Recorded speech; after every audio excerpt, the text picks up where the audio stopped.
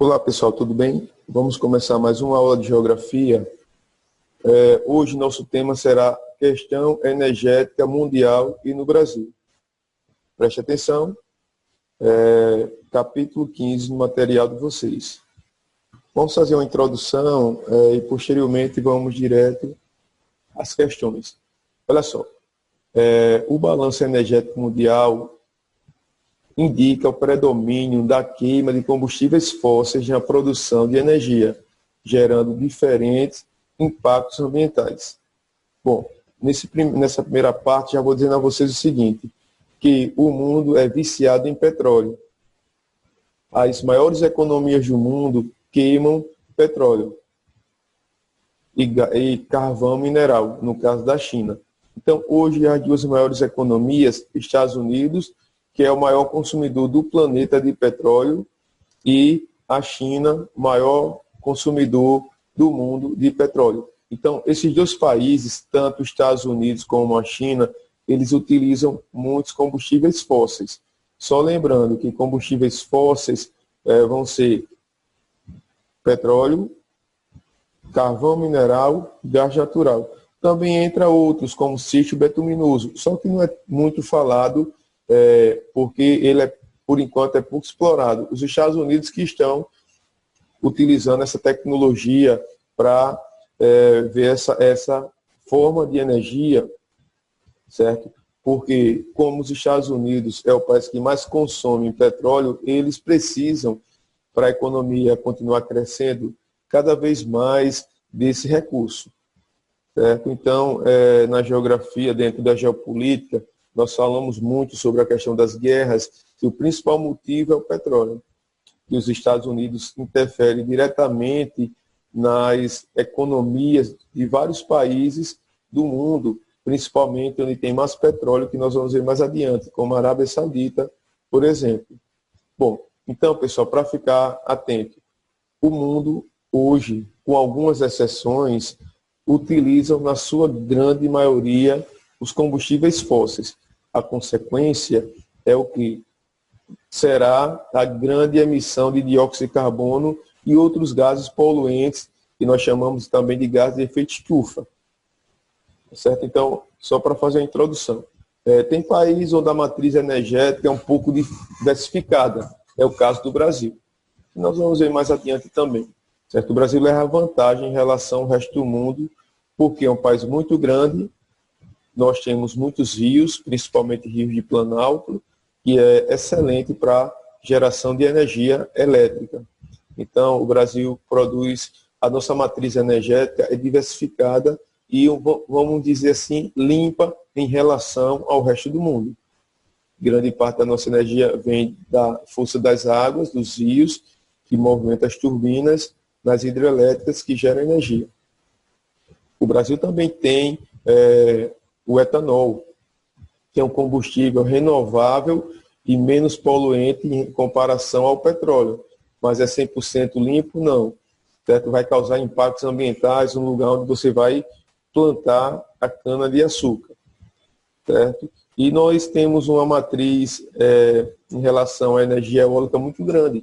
A cada dia o Brasil aumenta a produção de energia limpa, energia solar, e nós temos a biomassa também. Então, só para fazer essa introdução, pessoal, o balanço energético mundial hoje é pautado em combustíveis fósseis, certo? E que são altamente poluentes. O Brasil é um país muito grande que nós conseguimos diversificar bastante a nossa obtenção de energia. Vamos analisar aqui, ó, as fontes e as formas de energia. O espaço mundial é marcado pela distribuição desigual dos recursos energéticos. Por isso, são necessários fluxos comerciais entre as regiões produtoras e as consumidoras. A produção e o consumo dos recursos energéticos geram degradação ambiental e, por essa razão, a busca de energias menos poluentes tem sido um desafio nos dias atuais. Bom, o Brasil já se enquadra nesse grupo, só que tem um detalhe. A nossa legislação ambiental ela é muito boa, mas falta ainda entrar em vigor de uma forma completa, certo? Coisa que, infelizmente, está difícil de ocorrer por conta dos interesses das grandes corporações, do sistema capitalista também. Bom, então, o que você entende? Que o mundo precisa substituir essas fontes sujas. Nós vamos chamar os combustíveis fósseis, que são eles petróleo, gás natural, carvão mineral, certo? Também nós temos o urânio, nós temos o cisto betuminoso, são vários combustíveis poluentes, certo? Que vamos dizer que não seja tão bom para o planeta a longo prazo. Desde a primeira Revolução Industrial, que nós passamos a utilizar de forma muito forte, primeiro o carvão mineral, que marcou essa primeira etapa, a primeira revolução.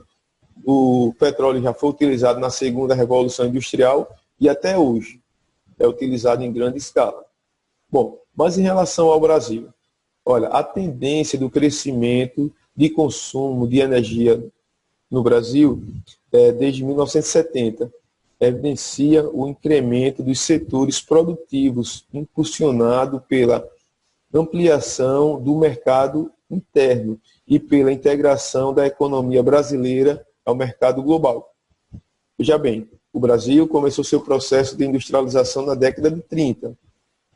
Na década de 50, o Brasil já era um país considerado industrializado, mas preste atenção, a indústria não se desenvolveu de forma homogênea, ficou concentrada principalmente na região sudeste, certo? Rio de Janeiro, São Paulo, e a segunda mais industrializada, aí chegou a região sul, depois o nordeste, e nós temos focos lá na região norte, que é a Zona Franca de Manaus, e região metropolitana de Belém do Pará.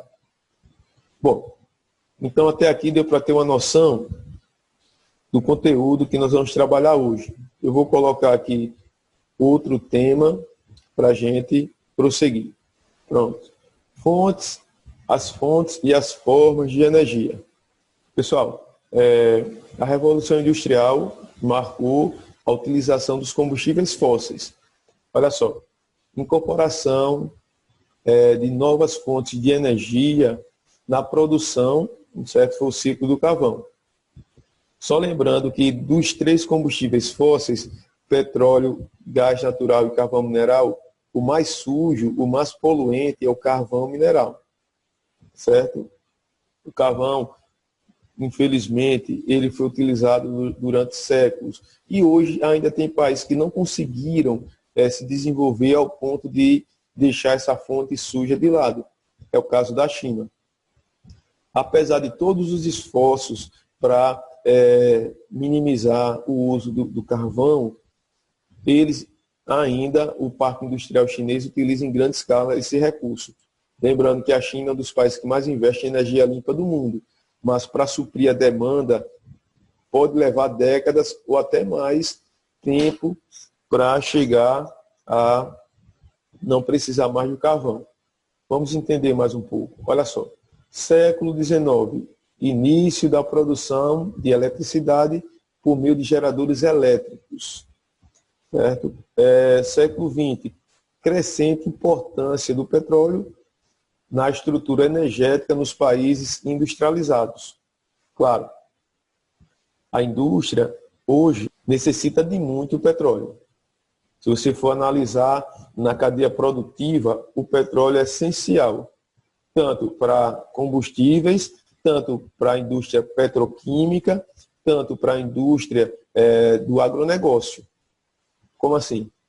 Na indústria de transporte, nós precisamos de petróleo para a obtenção de combustíveis, pneus, óleos lubrificantes, ou seja, sem o petróleo não vai existir transporte, certo? Na questão da indústria petroquímica, na nossa casa nós temos muito petróleo e às vezes não nos damos conta. Por exemplo, no seu computador tem petróleo, no seu tênis tem petróleo, na sua bolsa tem petróleo, certo? O petróleo é utilizado em larga escala no nosso dia a dia. Bom, e o petróleo também é utilizado na agricultura, na questão de pesticidas, inseticidas, agrotóxicos, também vão concentrar esse recurso. Então, observe que nós precisamos muito desse recurso energético, mas tem uma maneira nobre e uma não tão nobre de utilizá-lo. Por exemplo, quando você queima o combustível, a gasolina, o diesel, você libera toneladas de dióxido de carbono na atmosfera. Você tira do solo o petróleo, subsolo, transforma esse petróleo em subprodutos e depois queima. Você tira do solo e lança na atmosfera. Então, provoca o aquecimento global. Essa não é a maneira nobre. A maneira nobre é quando você transforma em algum objeto que você vai usar durante algum tempo. De preferência, muito tempo. Um balde, um exemplo, certo? PVC, o nylon. Então, são subprodutos do petróleo que foi desenvolvido na indústria petroquímica. Então, observe a importância que tem esse recurso energético, esse combustível fóssil. Mas, como vocês viram, tem como você utilizar de forma consciente e menos impactante. Certo? Bom, olha só, a transformação nos processos produtivos e na vida cotidiana nas sociedades industrializadas. Então, nós já vimos que o petróleo é muito importante, certo? Para obtenção de eletricidade também, que é utilizado nas termoelétricas, o petróleo e o carvão mineral. Atualmente, o preço da energia está subindo por conta do seguinte motivo. No Brasil, nós temos uma matriz energética diversificada, mas utilizamos muito a energia hidráulica. Temos várias hidrelétricas em funcionamento no Brasil. Só aqui no Nordeste, na Bacia do São Francisco, você vai encontrar o Complexo Paulo Afonso, tem Xingó, tem Mochotó, tem Itaparica, são apenas algumas. Tem Três Marias ainda na Bahia. Aí você tem as maiores, certo? Itaipu, que é uma binacional, certo? Que pertence uma parte ao Brasil e uma parte ao Paraguai. E nós temos outras, como Belo Monte, já na região norte. São muitas usinas hidrelétricas, que o Brasil tem um grande potencial de geração de energia, certo? Mas quando existe uma escassez ou uma seca prolongada, os níveis dos reservatórios diminuem. Então, compromete a geração de energia nas hidrelétricas. Então, quando isso acontece, o Brasil tem um plano B. Nós temos várias termoelétricas paradas, só esperando funcionar quando ocorrem secas ou períodos de estiagem muito prolongados. Aí o que ocorre? Ligam as termoelétricas, a bandeira da conta sai da verde, já vai para a vermelha, aí a sua conta de energia fica mais cara. Certo? Então, é assim que funciona a nossa matriz energética. Para não ocorrer um apagão, nós ligamos as termoelétricas. Não é uma coisa muito positiva, fica mais caro e fica mais poluente a energia que você usa na sua casa. Tá certo? Então, vamos lá. Prosseguindo aqui. Estão entendendo direitinho, pessoal?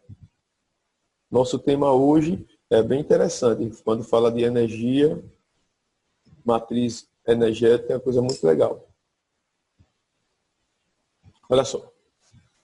O consumo de energia é bastante desigual em países desenvolvidos e em menos desenvolvidos, em países menos desenvolvidos. Bom, vamos lá. Vamos colocar um ponto muito importante aqui. Um bom indicador de desenvolvimento é o consumo energético. Se você pegar uma foto de um satélite à noite, vocês vão ver boa parte do planeta, uma parte iluminada e uma parte mais escura. Vou dar um exemplo. A América do Norte vai aparecer muito iluminada do espaço.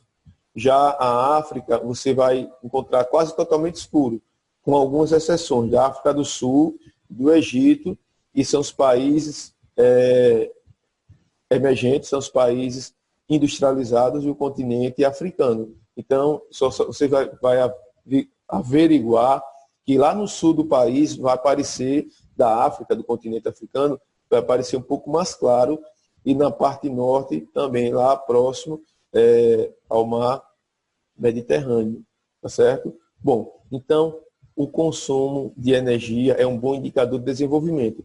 A Europa vai aparecer quase totalmente iluminada, na Ásia vai aparecer o Japão, Austrália, Nova Zelândia. Depois vocês podem fazer uma pesquisa, colocar no Google para visualizar isso que eu acabei de falar. Então, o consumo de energia é um bom indicador de desenvolvimento, tá certo? Você entende o seguinte, quanto mais energia um país consome, é sinal que ele é mais industrializado. Se ele é mais industrializado, é sinal que ele exporta muito esse tipo de produto que tem um valor agregado, que tem um valor mais elevado no mercado internacional. Aí você vai entender que para você produzir um produto desse tipo, precisou de indústrias e mão de obra também. Então, de antemão, você vai observar que o PIB vai crescer, a balança comercial vai fechar com superávit, vai gerar empregos. Então, dessa maneira, o consumo de energia tem uma parte boa, que indica que um país é desenvolvido ou é industrializado. A parte negativa é de onde vem essa energia. Se vem de uma hidrelétrica, tudo bem, não vai causar graves problemas ambientais. Mas se essa energia vier de termoelétrica, certo? Então você vai ter um grande problema.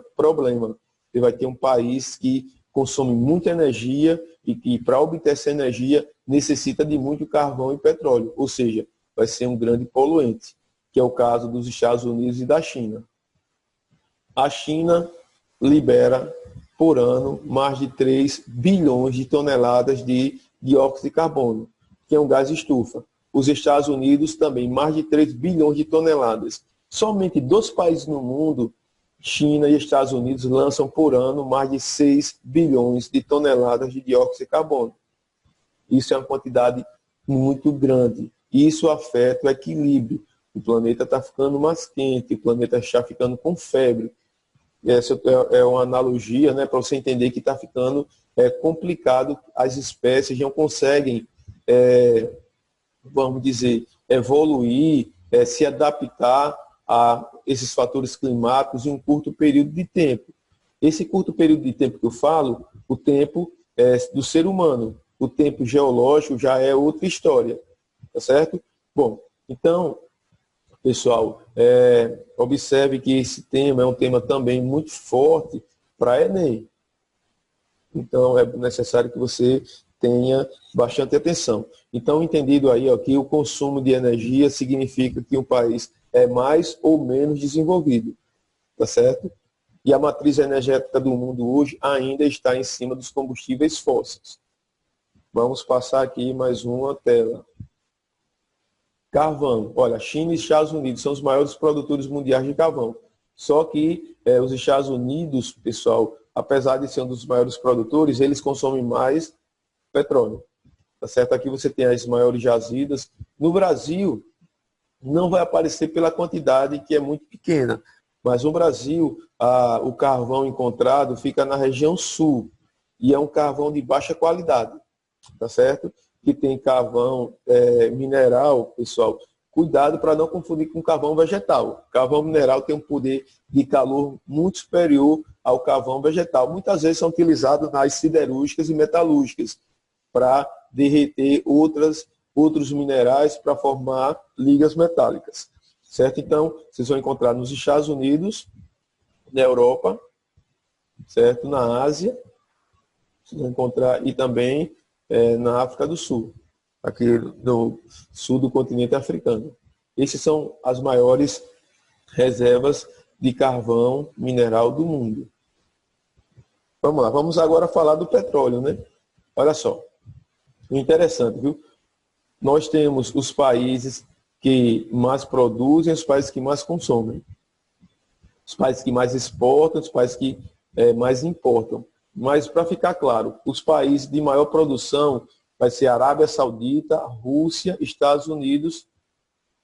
Aí você tem aqui, Canadá e Irã são os maiores produtores mundiais de petróleo.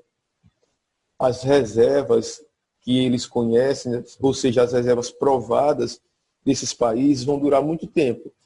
Certo? Na Arábia Saudita, por exemplo, as reservas que eles conhecem vai durar mais de 100 anos. Já nos Estados Unidos, a estimativa é muito menor em relação a outros países, certo? Porque de longe é o país que mais consome petróleo no planeta Terra. por conta do consumismo, do padrão de vida dos norte-americanos. Por exemplo, lá nos Estados Unidos, dificilmente você vai ver um carro com motor 1000, que consome pouca gasolina. Os carros são motor 5 ponto alguma coisa, são aqueles carros que fazem no máximo 5 litros, aliás, 5 quilômetros com 1 litro. Então, pessoal, eles não têm, pelo menos boa parte, não se preocupa com essa questão ambiental. É o país que mais consome no mundo, principalmente o petróleo. Aí nós temos aqui, ó, o Golfo Pérsico concentra cerca de 2/3 das reservas mundiais de petróleo, áreas estratégicas. Vamos analisar agora os dois quadros aqui, os dois gráficos. Olha só. Exportação de petróleo 2012. Veja aqui, a Arábia Saudita, certo? Exporta uma média aí, ó, de 18,5% de todo o petróleo do mundo, seguido de Rússia, certo? A Rússia é 12%, aqui, pessoal, são as exportações, tá certo? Exportações. Agora, na produção, pode ser que a Rússia supere a Arábia Saudita. Isso já aconteceu, até recentemente. Aqui está falando das exportações, tá certo? Mas eu quero saber da produção. Recentemente, olha, a Arábia Saudita, há muito tempo, há décadas, é o país que mais produz no mundo. Só que, nessa última década, a Rússia começou a produzir também bastante. Veja bem, o detalhe, a Arábia Saudita tem mais petróleo que a Rússia. Eu não estou falando na quantidade total, eu estou falando na produção, tá certo? Então, esses dois países brigam, certo? Tem anos que a Rússia ultrapassa a Arábia Saudita na produção, e a Arábia supera a Rússia. Então, fica a briga entre esses dois, na produção. Mas, de longe, a Arábia tem mais petróleo do que a Rússia. Espero que tenha ficado entendido essa parte. Aí nós temos também o Iraque. Essa região do mundo, pessoal, é muito cobiçada. Muitas guerras ocorreram, certo? No Kuwait, no Iraque, em Emirados Árabes, certo? Em conflitos, inclusive armados, por conta do ouro negro, do petróleo. O caso do Iraque, por exemplo. O Iraque, pessoal, era comandado por um ditador, Saddam Hussein, que era inimigo dos Estados Unidos. Olha só o que ocorreu na geopolítica mundial, para você ver que o petróleo tem muita força e desperta muita ganância aí do resto do mundo. Saddam Hussein estava ganhando muito dinheiro com o petróleo, estava armando o Iraque. Inclusive, relatos de que ele estava contratando cientistas nucleares soviéticos para desenvolver a sua bomba atômica. Os Estados Unidos corriam risco de, no futuro, uma nação confrontar, certo, diretamente os Estados Unidos com o mesmo poder, ou pelo menos parecido, poder bélico, poder de armamentos, inclusive nucleares. Então, na época, o presidente era Bush, certo? George Bush. Aí o que ocorreu? Ele fez o seguinte, atacou o Iraque, inclusive por cima da ordem da ONU, que para ter uma ofensiva militar é necessário que os 5 países membros dê o aval, mas 2 países votaram contra, vetaram, certo? A Rússia e a China. Só que os Estados Unidos disseram que Saddam Hussein estava produzindo armas biológicas. Aí o que ocorreu, certo? Mesmo sem o aval da ONU, eles atacaram o Iraque, tiraram Saddam Hussein do poder, certo? E, posteriormente, ninguém encontrou as bombas biológicas, era só um pretexto para conseguir o petróleo do Iraque a preços bem baratos. Para vocês só dar esse exemplo aqui, para mostrar que muita coisa que ocorre no mundo, tem a guerra do Kuwait também, que eles detonaram os poços de petróleo, tem uma cena lá chocante, que inclusive você pode ver pelo YouTube, certo? Que eram aqueles poços, centenas pegando fogo, que para não ficar com petróleo, os próprios moradores colocaram fogo, certo? Nesses poços. Então ocorreram muitas guerras por conta do petróleo. Então vamos lá. Já vimos que a Arábia Saudita e a Rússia são os maiores produtores, mas lembrando que a Arábia Saudita tem a maior reserva. Aí você tem aqui os importadores. De longe, os Estados Unidos. Eles importam uma média aí, ó, de 17% de todo o petróleo do mundo, principalmente do Oriente Médio. Bom, aqui nós vimos que os países que mais produzem, os países que mais exportam e que mais importam. Observe que o Brasil não aparece, certo, em nenhum desses grupos de importadores e exportadores. Por quê? Em 2007, o Brasil divulgou que tinha sua autossuficiência na produção do petróleo. Pouco depois, anunciou o pré-sal. Foi muito importante quando ocorreu a divulgação dessas informações que atraiu muitos investidores internacionais aqui para o Brasil. Porque quando você tem uma forte matriz energética, quando você tem petróleo, se atrai investidores. Então, em 2007, o Brasil divulgou que tinha autossuficiência. Pouco depois, mostrou que tinha uma grande reserva de petróleo, o famoso pré-sal, certo? Que vai render muitos bilhões para o Brasil. Pena que o Brasil não está conseguindo utilizar de forma ampla, certo? E uma boa parte está privatizando, aliás, vendendo os postos mais rentáveis para capital especulativo internacional. Certo? Então, poderia ficar aqui, mas o Brasil está vendendo esse recurso tão importante. Gera divisa? Sim, gera, mas se fosse extraído, fosse feita a prospecção em solo nacional, daria mais recursos a todos os brasileiros.